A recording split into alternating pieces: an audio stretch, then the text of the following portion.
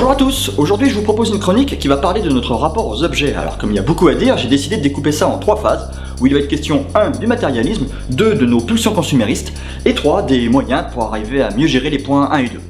C'est parti. Matérialisme. Oh putain, je sens que ça va être bien relou là. Mais non, je vous rassure, je vais pas vous parler du matérialisme au sens philosophique du terme, mais plutôt psychologique, c'est-à-dire dans la recherche des satisfactions matérielles et de l'attachement aux objets qu'on peut avoir. Bon, vous allez me dire ok, mais en quoi ça pourrait influer sur notre qualité de vie? Mais ouais, c'est vrai ça. En quoi ça pourrait influer sur notre qualité de vie? Bah justement, si on n'y fait pas gaffe, le matérialisme peut facilement virer en un venin pernicieux capable d'empoisonner notre existence et celle de notre entourage. Mais pour en parler mieux que moi, je vais plutôt laisser la parole à un témoin qui a préféré rester anonyme et que nous appellerons Goldorak. Goldorak donc a accepté de nous parler de sa propre expérience et de la souffrance auquel un matérialisme exacerbé a pu le conduire. J'étais devenu complètement omnibulé par mon précieux. Impossible de m'en séparer. Mais à force de ne jamais vouloir le partager avec personne, les autres ont fini par se détourner de moi.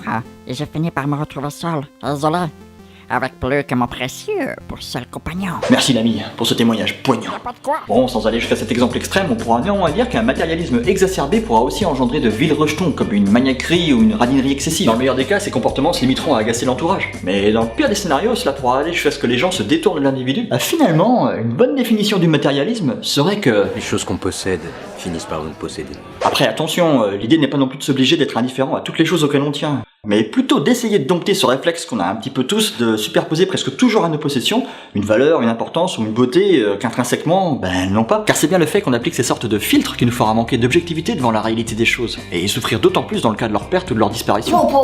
Attends, excuse-moi, mais tu commences à devenir un petit peu flou là dans tes explications, hein. Comment ça je suis flou? Ah ouais, dis donc. Bon si c'est ça alors je vais prendre un exemple concret, histoire d'être plus clair. Une fois, ma Dulcinée s'est ramenée à la maison avec un méchant jeton sur notre bagnole. Merde. Et vous savez quelle a été ma réaction? Chérie, tu peux m'expliquer ce que t'as foutu avec la bagnole? Ouais, t'énerve pas, je vais tout t'expliquer. Bon, alors en fait, il y avait un poteau en béton, et moi j'ai fait une marche arrière, et puis j'ai tapé dedans, quoi. Mais pas bon, ça aurait pu arriver à n'importe qui. Ouais, c'est ça, ouais, mon cul, tiens. Ah, chérie, je te rappelle qu'on est chez Elena, la blague, on tracas. Non.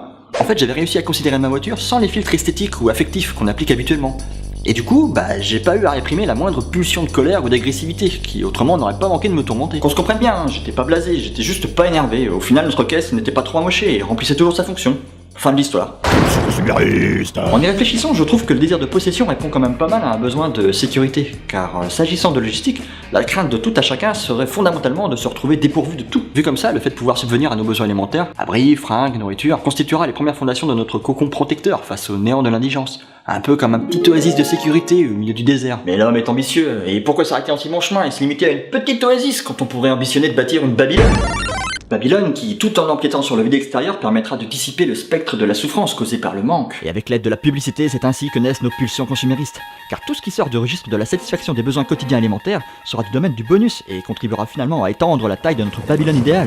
Pourtant, si l'accumulation de richesses et de possessions peut nous sécuriser psychologiquement et financièrement, la confusion serait de croire qu'elle nous rend plus heureux. Si posséder un objet d'une grande valeur pourra pourquoi pas donner des étoiles dans les yeux à certains, en posséder une dizaine, une centaine ou même un millier les rendrait-il 10, 100 ou 1000 fois plus heureux? Sans doute que non. Du coup, ça pose question. Dans ces cas-là, pourquoi chercher à croître et posséder toujours plus? Parce que nous avons du mal à nous fixer des limites, la faute à nos envies, qui ont la fâcheuse tendance de se renouveler sans cesse et d'être aussi intarissables qu'une corne d'abondance. Or, face à des envies illimitées, il ne pourra en résulter qu'une chose, la souffrance de la frustration. Donc en résumé, en considérant que le matérialisme et nos pulsions consuméristes seraient deux pitbulls capables de se retourner contre nous, quel genre de muselière faudrait-il leur mettre? Eh bien celle du partage et de l'échange. Par exemple, pourquoi acheter une perceuse ou un autre truc dans le même genre qui nous servira 1 ou 2 fois par an quand nous pourrions engager la discussion avec un voisin, un proche ou un ami qui pourrait nous dépanner? Pourquoi s'entêter à garder des trucs dont on sait qu'ils ne nous resserviront jamais, plutôt que les revendre ou même les donner et permettre à d'autres d'en profiter? Pourquoi ne pas se dire qu'on pourrait finalement essayer de compter davantage sur la solidarité plutôt que nourrir par réflexe notre individualisme matériel? Eh bien cette démarche se résume en une phrase: moins de biens, plus de liens. Bon alors moins de biens, plus de liens, ok,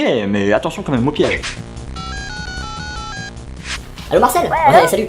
Dis-moi, il y aurait 2-3 bricoles que j'aurais besoin de faire à la maison là. Il y aurait moyen qu'éventuellement tu me prêtes ta perceuse? Non, ouais, pas de problème. Cool. C'est pas un autre truc. Ouais, j'aurais envie de mettre à la photo là. Mais bon, je me demandais, est-ce que tu te servais toujours de ton réflexe en ce moment? Ah, puis je t'ai pas raconté, j'ai ma tourneuse qui est tombée en rade. Bon, je t'avoue que ça me fait un peu chier d'en racheter une. Du coup, ça serait jouable que je t'emprunte la tienne à l'occasion? Bon, puis peut-être aussi ton GPS, de temps en temps. Et ton PC portable, et ton VTT, et ta bagnole, ta baraque, et ta console de jeu, ta gonzesse, et.